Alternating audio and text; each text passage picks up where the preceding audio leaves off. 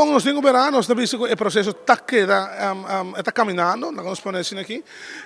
está tardando de mês pouco mais do que nós verwacht. Mirando como maneira que nós, maneira não está secreto, está exigir seguro sua parte não financeiro e não está caminho cortico para Bocana, agora projeto que está de magnitude aqui, está hobby grande. Pero seguro nós precisa, nós espera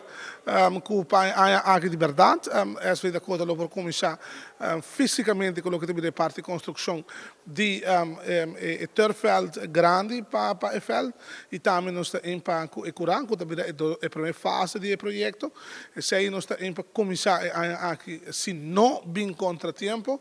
nós temos seguro também patrocinador, não sponsor, não que está hope interessa, que está entusiasmo, está hope grande para por invertir e fazer isso aqui em realidade.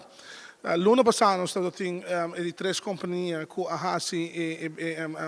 a apresentação para o que é turfing de veld e assim aqui junto com os partners, os sponsors, nós podemos decidir qual é de três ofertas aqui o acordo aceitar e para nós começar com o projeto na final do dia. Que também vira seguro, algo para engrandecer o centro de bairro. Nós temos que mencionar que o centro de bairro e depois da sua diretiva, por meio do seu presidente, Jair Odiber, e sua diretiva, está full também cooperativo para o projeto. Nós temos uma comunicação e assim aqui para por brindar melhor futuro e elevar a maneira que nós estamos o centro de bairro para centro de excelência para nós jovens para o futuro.